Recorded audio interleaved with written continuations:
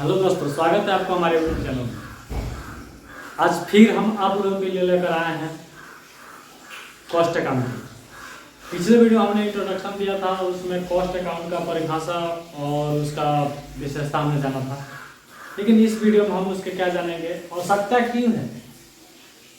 किसी भी व्यवसाय के लिए वित्तीय लेखांकन जरूरी होता है, लेकिन लागत लेखांकन भी जरूरी क्यों है, इसकी हमें आवश्यकता क्यों है, इसके बारे में हम आज बात करने वाले हैं। ठीक है, तो चलिए हम डायरेक्ट आते हैं पॉइंट पे और सबसे पहले पॉइंट स्टार्ट करते हैं। तो सबसे पहले देखिए, लागत लेखांकन आवश्यकता क्यों होती है। अगर आप व्यापार कर रहे हैं, कोई भी व्यापार कर रहे हैं, व्यवसाय कर रहे हैं, अगर उसमें आप वित्तीय लेखांकन बना रहे हैं तो उसमें केवल आय व्ययों के ही जिक्र मतलब की जाती है। उसके कई प्रकार होते हैं, जो एक्सपेंस होते हैं, जो व्यय से कई प्रकार हो जाते हैं, जिसमें हम लागत में कौन सा व्यय किया है इस बात में कन्फ्यूजन हो जाता है। वैसे तो वित्तीय लेखांकन किया जाता है तो जो लाभ और हानि जो निकाली जाती है, जो शुद्ध लाभ सकल लाभ निकाली जाती है, वो तो सुस्पष्ट नहीं होते हैं। लेकिन हम लागत लेखांकन जैसे ही इसका मरम्मत करेंगे, इसको मतलब कि बनाएंगे, उससे हमें पूरा जो ओरिजिनल जो होगा, जो वास्तविक लाभ होगा, उसके बारे में हम पता चलेगा। ठीक है, तो देखिए सबसे पहला पॉइंट, हम इसकी आवश्यकता क्यों है। इसकी आवश्यकता है उत्पादन लागत के संबंध में जानकारी रखने की। पहला इसका आवश्यकता क्या है, हमने जो उत्पादन कर रहा है या कर रहे हैं, उस उत्पादन के संबंध में कितनी लागत हुई है, इस बात का भी नॉलेज रखना जरूरी है। क्या करना कि हमने जो लागत लगाई है, जो हमने उत्पादन किया है, उसके अंदर लागत कितनी लगी है, उस लागत को हम किस प्रकार डिवाइड करके उसका लेखा कर सकते हैं, इस बारे में भी आपको जानकारी रखना बहुत जरूरी है कि आप जो उत्पादन कर रहे हैं उसका सही मायने में लागत कितना है और लागत क्या होगा। ठीक है, दूसरा आता है, दूसरा आपका जो आवश्यकता है वो सामग्री नियंत्रण। क्या? सामग्री नियंत्रण। सामग्री नियंत्रण में ध्यान दीजिएगा, फाइनेंशियल अकाउंट बनाया जाता है वित्तीय लेखांकन, इसमें इसका जिक्र होता है। लेकिन कभी कभी किसी कंडीशन में, जैसे माल चोरी हो जाती है, आग किसी कारणवश जल जाती है, या किसी अन्य कारण से मतलब जो हम उत्पादन करने वाले हैं, जो हमारा रॉ मटेरियल, कांचा मटेरियल है, वो जल जाता है या नुकसान हो जाता है या किसी कारणवश खत्म हो जाता है, तो उस स्थिति में हमारा क्या होता है कि जो हमारा लागत जो होता है, जो हमारा वो उत्पादन जो होता है, उसमें ज़्यादा मायने में ज़्यादा हम लोग क्या होता है, लागत ज़्यादा लग जाता है। दोबारा हमें माल परचेज करना पड़ता है, जो रॉ मटेरियल कांचा मटेरियल होता है उसे दोबारा परचेज करना पड़ता है। इस कारण उसमें क्या होता है, पैसा ज़्यादा लग जाते हैं। तो इस बात से वित्तीय लेखांकन में इसका जिक्र नहीं रहता है, जिसके कारण हमें लागत लेखांकन की आवश्यकता का अनुभव होता है कि अगर लागत लेखांकन होती तो हम अपने सामग्री पर नियंत्रण कर सकते थे। तो सामग्री नियंत्रण पे सबसे पहला ख्याल क्या आता है, लागत लेखांकन की आवश्यकता, यानी लागत की लेखांकन करना। ठीक है, अब आते हैं हम तीसरा पॉइंट पे। तीसरा वास्तविक लाभ हानि की जानकारी। जैसे कि हमने पहले ही बताया कि फाइनेंशियल अकाउंट में हमें लाभ का तो, हानि का तो पता चलता है, लेकिन शुद्ध जो लाभ होता है, जो एकदम वास्तविक लाभ, उसके बारे में कंफर्म नहीं हो पाता है। जैसे कि वित्तीय लेखांकन में आय व्ययों की चर्चा की जाती है, उससे कुछ अदर भी एक्सपेंस जो होते हैं उसके भी चर्चा की जाती है, उससे कोई वर्गीकरण किए जाते हैं, लेकिन हमें यह स्पष्ट नहीं हो पाता है कि सही मायने में हमारा लागत कितना हुआ है, होता है नहीं हो पाता है। तो इसीलिए उसको लागत को स्पष्ट रूप से प्राप्त नकदी, हमारे पास लागत हमारा मिल गया कि हमने 2 रुपया लागत लगाया, 1 रुपया खर्चा किया, और फिर 50 पैसे हमने भाड़ा दिया, और फिर 50 पैसा हमारा अदर एक्सपेंस लगा, क्या चीज़ में, माल को सेलिंग करने में। तो टोटल जोड़े कितना, 3 हो गया, 3.5 और ये कितना, 4 रुपया। तो हम सही मायने में हमको ये पता चला कि हमारा 4 रुपया मतलब कि क्या हुआ है, एक्सपेंस हुआ, लागत हुआ है। और इसको कितना हम बेचेंगे ये यहाँ पे निर्णय करेगा, इसके बारे में आगे चलेंगे हम। तो देखिए 4 रुपया आपके सही मायने में क्या हुआ, लागत हुआ है। लेकिन अगर हम उसको सेलिंग कर रहे हैं डायरेक्ट वित्तीय लेखांकन में, तो इसको नहीं दिखाकर हम डायरेक्ट 2 रुपया भी दिखाएंगे कि हमारा ओरिजिनल जो लागत है कितना है, 2 रुपया है, तो स्पष्ट नहीं आ पाएगा यहाँ पे। तो इसीलिए सबसे पहले वास्तविक लाभ हानि जानने के लिए या लाभ के विवरण की प्राप्ति के लिए, जो हमारा वास्तविक लाभ होता है उसका जो विवरण उसको प्राप्ति के लिए हमें लागत लेखांकन की आवश्यकता का महसूस होता है और लागत लेखांकन की हमें जरूरत पड़ती है। तो यहाँ भी किसकी आवश्यकता पड़ती है, लागत लेखांकन की। अब अगला पॉइंट में पहुंचते हैं, मजदूरी विवरण की प्राप्ति। यदि आप प्रोडक्ट बना रहे हैं, उत्पादन कर रहे हैं, तो उसमें मजदूरों की भी जरूरत होगी। उसमें अधिक मजदूर होंगे या कम मजदूर होंगे ये तो नहीं पता, लेकिन आप क्या उत्पादन करते हैं इस पर निर्भर करता है कि आपके मजदूर कितना होंगे, क्या करेंगे और किस विभाग में जाएंगे, ये आप पे बहुत ज़्यादा निर्भर करता है। और ये खास कर निर्भर करता है आपके प्रोडक्ट उत्पादन पे, जो आप उत्पादन करेंगे उसी पर आधारित रहता है, ठीक है। तो उसके जो मजदूरी विवरण की प्राप्ति है, वो मजदूरी भी आपके पास रहेगा, उसका विवरण भी रहेगा, तब ना आपको पता चला कि किसको आप 500 दिए हैं, किसको 1000 रुपया दिए हैं, किसको 2000 दिए हैं, ये सब का विवरण आपके पास रहेगा, तभी तो आपको पता चलेगा ना जो हमने इतना प्रॉफिट कमाया, उसमें से इतना हमने मजदूरी दी, इतना हमने जो खर्च किया उसके बारे में आप लगाएंगे। इन किसके माध्यम से आपको पता चलेगा, तो पता चलेगा आपको लागत लेखांकन के माध्यम से। किसके माध्यम से, लागत लेखांकन के माध्यम से। तो यहाँ पे जब मजदूरी विवरण की प्राप्ति की बात आती है, तो यहाँ लागत लेखांकन की बहुत बड़ी कमी महसूस होती है। इस कमी को पूरा करने के लिए किसको अपनाया जाता है, लागत लेखांकन को। अब अंतिम और लास्ट पॉइंट आते हैं, लाभों में परिवर्तन के कारणों को ढूंढना। यदि हमारा प्रॉफिट, अगर मतलब व्यवसाय जो है, प्रोडक्ट जो हम उत्पादन कर रहे हैं, उसमें यदि लाभ होता है तो हम क्या करेंगे, देखेंगे कि भाई हमने पिछले साल क्या किया था, इस साल क्या हमने किया है, उसके आधार पर आपको पता चलेगा कि लाभ हमारा कैसे परिवर्तन हुआ है। यदि by chance by the way अगर हानि होती है, लॉस होती है, तो आपको एक खाता चाहिए ना जिसके माध्यम से आपको पता चले कि हमने कितना लागत लगाया था, कितना एक्सपेंस किया था, कितना हमने मजदूरी दी थी, कितना हमने लेबर रखा था, इत्यादि सबको मद्देनजर रखते हुए आप क्या सोचेंगे, आपका जो लाभ परिवर्तन है वो लाभ कैसे हो रहा है या हानि हो रहा है, हानि कैसे हो रहा है, तब किसके माध्यम से पता चलेगी, तो सिर्फ लागत लेखांकन के माध्यम से आपको पता चलेगी कि हमने इतना लागत लगाया और इतना मजदूर रखे और इतना उनका मजदूरी दी और क्या, और हमारा वास्तविक लाभ कितना हुआ था, उसमें कितना परिवर्तन हुआ, किस कारण से हमारा लॉस हो रहा है, इन सभी बातों का ध्यान किसमें आएगा, लागत लेखांकन में।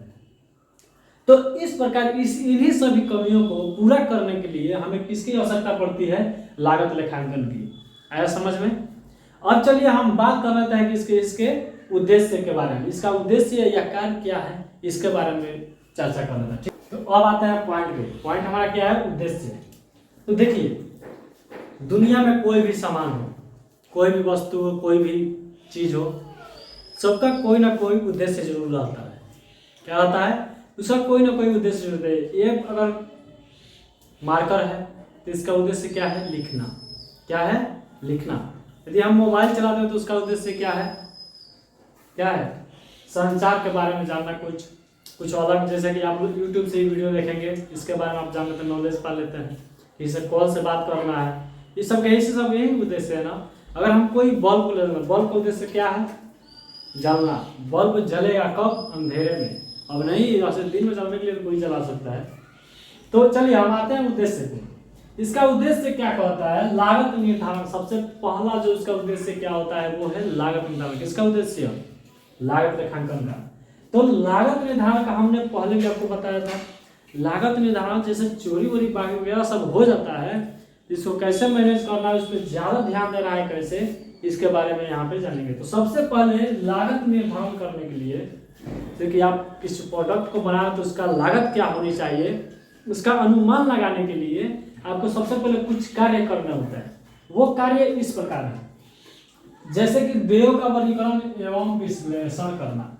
यदि आप उसका व्यय आप सबसे पहले देखेंगे कि हम जो प्रोडक्ट बनाने जा रहे हैं या जो काम करने जा रहे हैं उसमें व्यय किस प्रकार आ सकते हैं, कौन कौन से व्यय आ सकते हैं इसके बारे में सबसे पहले आपको जानकारी लेना बहुत जरूरी होता है। उसके बाद से अगर ये कार्य कर लेते हैं, व्ययों का वर्गीकरण करके अलग अलग बांट कर कि कौन सा व्यय किसमें जाए, क्या क्या होगा, सब व्ययों को अलग अलग बात करके उसकी आप कल्पना कर लेते हैं, विश्लेषण कर लेते हैं, तब आता है दूसरा कार्य होता है व्ययों का विभाजन व उप विभाजन। अगर व्यय आपने किया है या करने वाले हैं तो उसका विभाजन आप किस प्रकार करेंगे। अब ये नहीं कि वित्तीय लेखांकन का जो व्यय है उसको लागत लेखांकन में डाल दीजिए, जो लागत लेखांकन है उसको वित्तीय लेखांकन में, इससे गड़बड़ हो जाएगी ना। तो सबसे पहले इस पे आपको ध्यान देना होगा। क्या ध्यान देना होगा कि व्यय का आप विभाजन या उप विभाजन करें। समझ में आया। अब अगला पॉइंट आता है तीसरा नंबर, जो कहता है जो व्यय लागत के अंग नहीं है उन्हें अलग करना। जो जैसे कि हमने बताया कि वित्तीय लेखांकन की अगर कोई व्यय है उसको आप लागत लेखांकन में शामिल कर देते, गलत बात है ना। तो इससे ऐसे जो मतलब एक्सपेंस उसको अलग करना कि कौन सा आपका जो व्यय है वो लागत लेखांकन का है और कौन सा जो व्यय है वो अलग है, मतलब कि अदर जो भी लेखांकन का हो तो वो अलग हो। तो आपको वैसे मत को छांट लेना है जो लागत लेखांकन के अंग नहीं है। ठीक है। अगला पॉइंट हमारा है कि श्रम, समय, मशीनरी और औजारों के संबंध में क्षय करना। अगर यदि आप श्रम का उपयोग करते हैं, समय भी उसमें देते हैं, मशीनरी भी देते हैं और औजार भी उसमें अनेक प्रकार के। अगर आप जैसे ठंडा का मौसम आने वाला, आप स्वेटर बना रहे हैं तो उसमें ऊनी कपड़े की जरूरी है। ऊनी कपड़े के साथ साथ वो बड़ा बड़ा क्या होता है, कांटा की जरूरी है और सुई धागे की भी जरूरत पड़ती है ना। तो आप वैसे औजार या जो मशीनरी का प्रयोग कर रहे हैं कैसे कर रहे हैं इस पर भी आपको नियंत्रण करना बहुत जरूरी है। और साथ ही में आप कितना उसमें समय दीजिएगा, कितना समय मशीन को चलाइएगा और कितना समय उसको रोक दीजिएगा, इस पर भी नियंत्रण रखना आपके लिए बहुत जरूरी होता है। इसके बारे में आपको क्या करना पड़ेगा, ज्ञान अर्जित करना पड़ेगा। अब लेट्स आता है अगला पॉइंट आता है दूसरा नंबर, जो लागत नियंत्रण। लागत का नियंत्रण, लागत नियंत्रण के बारे में भी चर्चा किए थे, इसमें भी एक बार और चर्चा हम कर रहे हैं। देखिए लागत नियंत्रण का होता है कि लागत नियंत्रण में जो आप प्रोडक्ट बनाते हैं उसको आप क्रय करते हैं तो आपको ध्यान देना होता है कि हमारा प्रोडक्ट सही सलामत है, अच्छा से है या नहीं। क्रय किए हैं या निर्गमन कर रहे हैं तो प्रोडक्ट हमारा सही है या नहीं है, जितना क्रय किए तो उतना है या नहीं है, इस बात को भी आपको देखना जरूरी होता है। तो सबसे पहले हम इसके कार्य में आते हैं। कार्य के अंतर्गत हमको और बेसिक समझा पाएंगे। सबसे पहला नंबर इसका कार्य क्या होता है, सामग्री नियंत्रण। यदि आप किसी वस्तु को परचेज कर रहे हैं या क्रय जो मतलब रॉ मटेरियल उसको आप परचेज कर रहे हैं तो उसमें सबसे पहले आपको सावधानी बरतनी होती है कि उस प्रोडक्ट में कुछ बेकार माल तो नहीं है, या आगे चल के चोरी तो नहीं हो जाए, आग ना लग जाए। बाकी सब जो आकस्मिक जो घटनाएं हैं इस सब पे होते जाते रहते हैं। ऐसा नहीं है कि आप व्यवसाय कर रहे हैं तो आपको हमेशा प्रॉफिट हो, कभी लॉस भी होता है, कभी खदान में आग लग जाता है। आप फिल्मों में देखे होंगे कि कोई व्यापार करता है, उसका व्यापार में आग लग गया तो काफ़ी लॉस हो जाता है, ऐसा होता है ना। आप लेकिन यहाँ पर मटेरियल आप परचेज करें तो उस पर सबसे ज़्यादा नियंत्रण करना है कि आपका क्या है, मटेरियल सुरक्षित है, अच्छा है, खूबसूरत, मतलब कि अच्छा है से है नहीं है, जितना आप परचेज किए हैं उतना है या नहीं है। दूसरा मजदूरी नियंत्रण। आपने अक्सर देखा होगा कि मजदूरी पर सबसे ज़्यादा नियंत्रण रखा जाता है। क्यों? ताकि मजदूरी अगर लेबरों के या मजदूरों के काम को मतलब नज़र रखते हुए, काम को देखते हुए उनकी मजदूरी अगर दी जाती है तो मजदूर जो होते हैं वो और खुश होकर उस हिसाब से प्रेरणा पाके काम में और दिलचस्प लगाते हैं, काम को और अच्छे से करते हैं और कम टाइम में ज़्यादा काम भी करते हैं। तो इस तरह से आप मजदूरी पे नियंत्रण रखते हैं, उसके काम के अनुसार देते हैं। ये नहीं तो कुछ थोड़ा सा कोई काम किया उसको ज़्यादा बैलेंस दे दिए, कोई ज़्यादा काम किया उसको कम बैलेंस मिला, तो ऐसे क्या होता है, लफड़ा हो जाती है, दिक्कत हो जाती है। ठीक है। इस पर एक दूसरा हो गया हमारा मजदूरी नियंत्रण। अब देखिए तीसरा आता है ऊपरी व्यय नियंत्रण। जैसे कि हमने बताया जो व्यय आप खर्च कर रहे हैं उस व्यय को आपको देखना है कि हमारा व्यय किस प्रकार जा रहा है और किस श्रेणी में जा रहा है।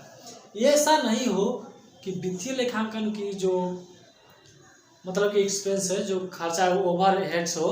जैसे कि ऊपरी व्यय यहाँ पे ओवर हेड होगा, इसमें अलग से दे दिया जाए, या फिर वित्तीय लेखांकन का एक्सपेंस इसमें दे दिया, उसमें का इसमें दे दिया जाए, ऐसा बात तो ना हो। तो इस ऊपरी व्यय पे भी नियंत्रण रखना है कि हम अगर माल का खाना बना रहे तो उसमें कितना खर्चा है, कितना खर्चा लगा है, कितना नहीं, इस सबको भी देखना है। ठीक है, अगला देखिए स्कंद मूल्यांकन। स्कंद का समझ में स्टॉक, लेकिन यहाँ इन्वेंट्री से। तो स्कंद नियंत्रण से क्या समझ रहे हैं कि जैसे आप कोई माल बना रहे हैं, जैसे कि हमने इस समय गर्मी का मौसम अभी पार ही कर रहे हैं, गर्मी का मौसम हम जस्ट पार कर रहे हैं और आने वाला क्या है, सर्दी का मौसम। तो इस गर्मी के मौसम में मान लीजिए कोई वस्त्र उद्योग है, यानी कपड़ा वाला है, उसके पास गंजी और हाफ पैंट ज़्यादा बच गया, तो क्या करेगा, उसको फेंक देगा? नहीं, वो क्या करेगा, उसका देखेगा कि ये आगे चलने वाला है कि नहीं है। इस समय का अंतिम तो स्टॉक यही ना है, इसको देखेगा कि इसको क्या किया जाए, इसको क्या करेगा, स्टॉक रख देगा और सोचेगा कि अब न्यू माल मंगाते हैं। जैसे कि अब मान लीजिए सर्दी का मौसम आ रहा है तो सर्दी में तो ये चलेगा नहीं, लेकिन फिर जैसे ही अगला मौसम आएगा गर्मी का, उसमें गंजी हाफ पैंट की जरूरत पड़ेगी, तो ये जो बचा हुआ माल है ना, इसमें ये ओपनिंग स्टॉक के रूप में काम करेगा, जो क्या है, व्यापार के लिए कुछ मत होगा। तो उसमें उसके लिए माल तो वही रहता है, बस उसके न्यू सिस्टम से लागू किया जाता है। उसके बारे में बाद में हम चर्चा करेंगे। फिलहाल अभी हम चलते हैं चौथे नंबर पे। इन सभी कार्यों करने के बाद आता है विक्रय मूल्य निर्धारण करना। जैसे कि हम इधर मिटा सकते हैं, यदि आपको लिखना है तो वीडियो रोक करके लिख लीजिए, फिर हम मिटा रहे हैं इसको। देखिए यहाँ पे मिटा के थोड़ा सा चर्चा कर दे रहा है। देखिए जैसे कि हमने बताया था कि आप 2 रुपया का मटेरियल बना रहे हो, 1 रुपया आपका इस पर खर्चा लगा, 50 पैसा इसको ऑफिस के लिए खर्चा लगा और 50 पैसा इसको बेचने के लिए खर्चा लगा। टोटल मिला कितने हुए, 4 रुपया। ये 4 रुपये तक क्या हुए, कॉस्ट हो गए, लागत हो गए, और इसको विक्रय करने में कितना प्रॉफिट कमाइए, इस बात को तो ध्यान देना है ना, ध्यान देना है कि नहीं। तो इस पर आप कितना परसेंट कमाना चाहते हैं, इस पर आप प्रॉफिट परसेंट इस पर ऐड कर सकते हैं, और प्रॉफिट परसेंट ऐड कर करके इसमें जितना भी परसेंट है ऐड करके यहाँ पे आप, जैसे कि मान लीजिए कि हमें इस पर 1 रुपया प्रॉफिट कमाना है, तो 1 रुपया इसमें जोड़ दिए और 5 रुपये में इसको क्या किए, विक्रय के लिए तैयार कर दिए। तो इसमें जीएसटी वगैरह जोड़ना होता है, तो आप इसमें जोड़ के, अगर लागत आपके पास आ गया तो उसमें सब जोड़कर आप उसका उचित मूल्य लगाएंगे कि मेरा प्रोडक्ट कितना में सेलिंग हो सके। तो सबसे अब इसके बाद में क्या आता है, विक्रय मूल्य निर्धारित करना। यदि आप विक्रय मूल्य निर्धारित कर लिए, ठीक है, आपने कर लिया, इसके बाद अपने व्यवसाय को आप क्या करने वाले हैं, उसको किस प्रकार चलाने वाला है, इस बात पर भी ध्यान देना। तो उसके लिए क्या करना पड़ेगा, आपको योजना बनानी पड़ेगी, नीति बनानी पड़ेगी, यानी कि प्लानिंग करनी पड़ेगी। ठीक है, तो प्लानिंग के लिए आपको क्या करना पड़ेगा, इसके बारे में हम जान लेते हैं। तो योजनाएं नीतियाँ निर्धारण करने के लिए आपको सबसे पहले किस बातों का ध्यान रखना होगा। सबसे पहले आपको लागत मात्रा आपको किस प्रकार यूज करना है, वो भी किसके आधार पे, लाभ के संबंध में ज्ञात करके। जैसे मतलब हम मान लिए कि हम इसमें ये 4 रुपये का प्रोडक्ट में हमने 6 रुपया में बेचा और 2 रुपया हमने क्या कमा लिया, प्रॉफिट कमा लिया। तो फिर हम सोचेंगे कि भाई अपने मटेरियल में क्या मात्रा मिलाएं या क्या करें, लागत का मात्रा किस प्रकार करें कि हमारा प्रॉफिट थोड़ा सा और बढ़ सके, ठीक है, और भी बिक सके। ऐसा आपको नियंत्रण मतलब इसको आप क्या करना पड़ेगा, प्लानिंग करना पड़ेगा। दूसरा आपके लिए पॉइंट आता है किसी खास उत्पादन को हानि की स्थिति में चालू रखना है या बंद रखना है। आपको देखिए इस समय गर्मी का मौसम जा रहा है और सर्दी का मौसम आ रहा है, तो गर्मी वाले जितने भी वस्त्र होंगे वो तो अब सेलिंग होंगे नहीं, ना मात्रा सेलिंग होंगे। तो इस परिस्थिति में आपको अपने उत्पादन को क्या करना है, आगे चलाना है या नहीं चलाना है, इस बारे में भी आपको क्या करना पड़ेगा, प्लानिंग करना पड़ेगा। और तीसरा आता है पॉइंट, खरीदो या बनाओ या खरीदो के संबंध में निर्णय लेना है। अब आप सोचेंगे कि भाई गर्मी का मौसम गया, ठंडा का मौसम आ गया, सर्दी का मौसम, इसमें हम क्या करें। एक ऊनी वस्त्र का उपयोग करें या फिर खरीद कर उसको सेलिंग करें, ये भी तो आपको देखना पड़ेगा। यदि आप खरीद रहे हैं, यदि आपके पास लागत लेखांकन है, पिछले साल की तुलना आप उसे करके देख सकते हैं कि यदि हम खरीदेंगे तो कितना महंगा पड़ेगा और खुद से बनाएंगे तो कितना सस्ता पड़ेगा। इस बारे में आप क्या कर तुलना करके आप अपने बनाओ या खरीदो के संबंध में निर्णय ले सकते हैं। निर्णय लेने में काफ़ी मदद मिलेगी। और तो और अंतिम और लास्ट आता है क्या, वर्तमान मशीनरी का प्रतिस्थापन नई मशीनरी से किया जाना है या नहीं। जो आपके पास पुराने जो मशीनरी हैं वो उसके जगह पर कोई और मशीनरी की व्यवस्था की जा सकती है या नहीं, इसके बाद भी निर्णय लेना है। मान लीजिए वर्तमान में आपके पास सिलाई मशीन जो है ख़राब हो चुका है, आप नई मशीन लेंगे या नहीं लेंगे। ये मशीनरी जो है नहीं चल रही है, बीच बीच में धोखा दे रही है, तो आप इसको सेलिंग करके दूसरा मशीन लेंगे या नहीं लेंगे, इस बात का भी निर्णय लेना आप ही को है। ठीक है। अब देखिए इसके अतिरिक्त अब इसका अन्य उद्देश्य जान लेते हैं। लागत लेखांकन का सही मायने में उद्देश्य क्या होता है, उत्पादन के उचित स्तर का ज्ञान होना। लागत लेखांकन का उचित उद्देश्य सही मायने में क्या होता है, उत्पादन के उचित स्तर का ज्ञान होना। उत्पादन का जो आप उत्पादन कर रहे हैं उसका उचित ज्ञान आपके पास होना बहुत जरूरी है। और यह आपको ज्ञान भी देता है। कहा जाता है कि बिना दिए कुछ का ज्ञान नहीं होता है। तो देखिए आप अक्सर कुछ सीखे होंगे, आपके पास कुछ ज्ञान आया होगा, तो हमारे ख्याल से देकर ही आपको ज्ञान मिला होगा, क्योंकि बिना दिए आपको ज्ञान नहीं मिल सकता है। ये स्पष्ट है। ये क्या है, प्रैक्टिकल रूप में है कि आप किसी को पैसा दे दिए, वो नहीं दिया, आपको धोखा दे दिया, तो आप अगले बार संभल के रहेंगे कि भाई हमने पैसा दिया था लेकिन नहीं दिया, गायब हो गया। अगले बार क्या करेंगे, आप संभल के रहेंगे। तो इसके लिए आपका इसका सबसे पहला और सबसे खास उद्देश्य क्या है, उत्पादन के उचित स्तर का ज्ञान होना। दूसरा देख लीजिए, दूसरा विभिन्न विभाग तथा संयंत्रों तथा लाभदायकों का पता लगाना।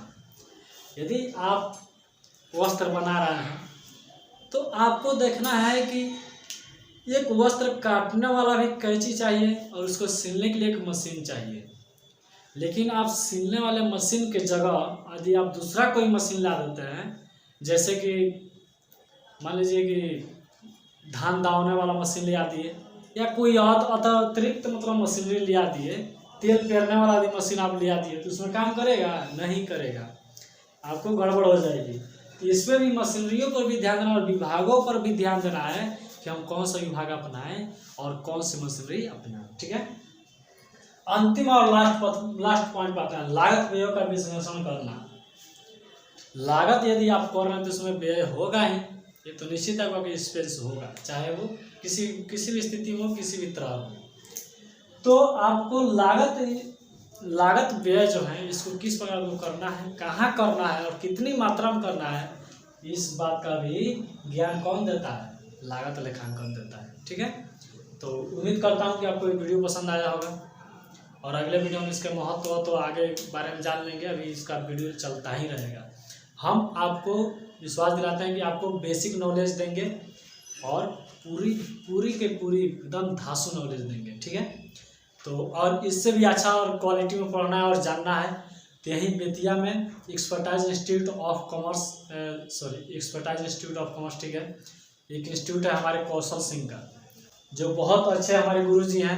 वो काफ़ी धाकड़ नॉलेज देते हैं। उन्हीं के नॉलेज से, उन्हीं के बदौलत आज हम आपको कुछ बता पा रहे हैं। तो अगर हमसे भी अच्छा नॉलेज लेना और बेटर नॉलेज लेना ट्रिक के माध्यम से, तो आइए बेतिया कमलनाथ नगर एक्सपर्टाइज इंस्टीट्यूट ऑफ कॉमर्स में आपका स्वागत है। चलिए मिलते हैं अगले वीडियो के साथ। अभी के लिए बाय बाय।